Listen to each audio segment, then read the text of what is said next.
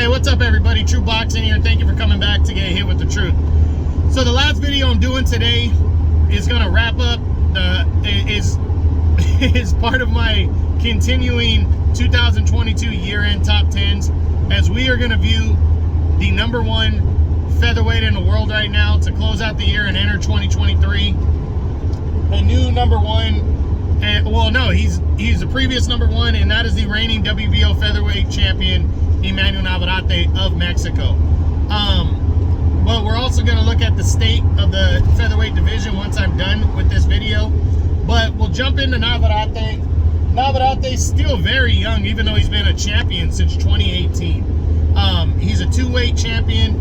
He's 27 years old. That shows how good he has been since a young age, you know. Overall, his record stands at 36-1 with 30 knockouts. He only fought one time though, when he took an optional defense in August on ESPN against little-known veteran Eduardo Baez, and you know, he pretty much it was a good bout. Baez was definitely fighting hard, and it was a good solid contest, but Navarrette, just being as skilled as he is, landed a wicked body shot after, you know, multiple ones. He landed a wicked left hook to the body that hurt Baez badly and put him down. It was a body shot knockout, as Navarrete retained his WBO featherweight title. Following that though, in September, well, first, Navarrete was already considering moving up to 130 pounds. That was already a thing he was considering, fighting Oscar Valdez there. You know, even Shakur Stevenson was mentioned. But when Stevenson was stripped of his 2 titles after he failed to make weight for his title defense against Robson Conceição at 130, Navarrete, you know, and this is per the WBO rules, if a belt is vacant in the weight class above, you can move in front of the line before anybody else and fight for the vacant title. So that's what Navarrete planned on doing, but he was supposed to be fighting Oscar Valdez for the vacant belt, and that belt was agreed to. They were in the process of finalizing it, and Valdez had to pull out with an injury, and but now Navarrete is good to go for February 3rd, as he will be defending, or he will be moving up to 130 to challenge for the vacant WBO super featherweight title against Australian Liam Wilson. So he's still holding on to his featherweight belt until that fight is done. He'll have to make a choice which weight he's going to stay at, but I find it hard to believe. I think it's highly unlikely that Navarrete stays at 126. Now, it's not to say he can't ever come back here, because there are good fighters at 126, but the biggest fight out there for him right now is a showdown with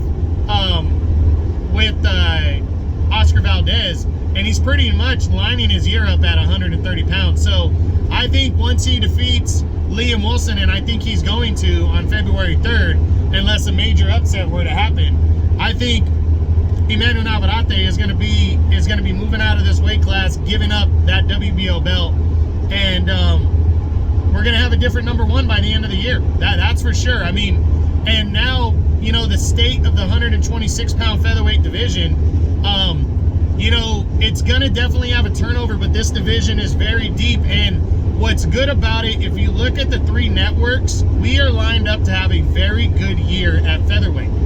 And the reason I say that is, let's stay with Navarrete in Top Rank right now. We're not even including Navarrete.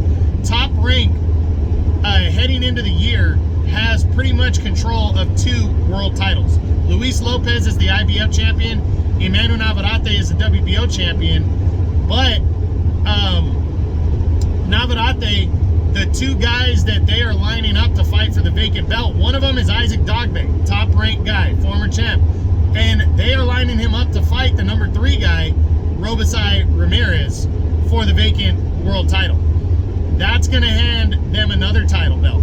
Then Luis Lopez and Michael Conlon are likely going to fight, and the winners could fight each other. They could unify belts. They could fight somebody like Joet Gonzalez, but they're going to hold half of the titles at 126. But that's not taken away from the rest of the division, and here's why.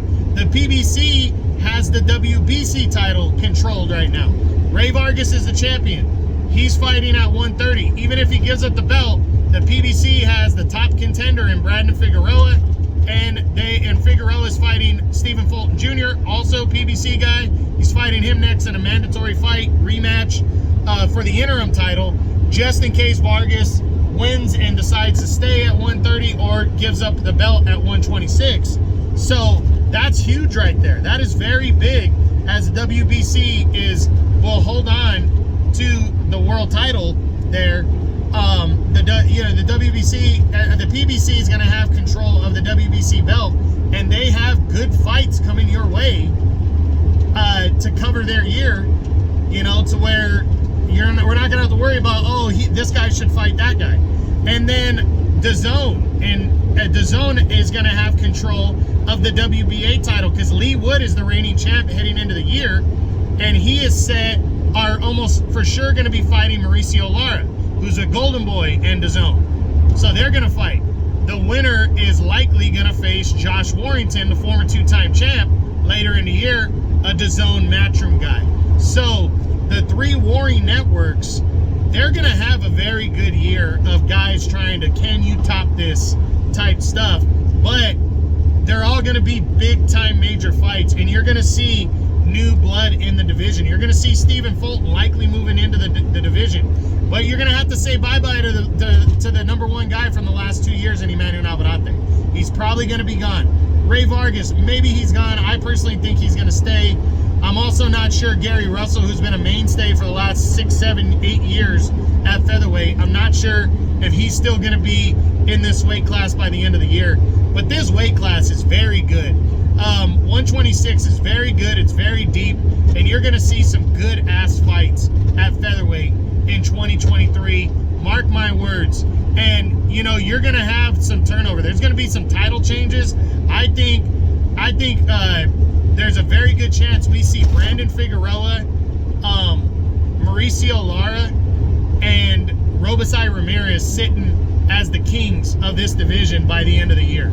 And you might, if Ramirez and Michael Conlon don't fight in a unification bout, they could be on their way to that. And Michael Conlon could also be a belt holder by the end of the year. So there's going to be a big turnover and a lot of good action and some good ass fights at featherweight in the coming year of 2023. So look forward to it. So that's it. That's my number one fighter at 126 pounds. As my 2022 year-end top 10s continue, Emanuel Navarrette, the reigning WBO champ, and that is the state of the 126-pound featherweight division. I hope you guys enjoyed the video. If you did, smash the like button, leave a comment, subscribe to the channel. I appreciate any and all support. This is True Boxing. You've been hit with the truth.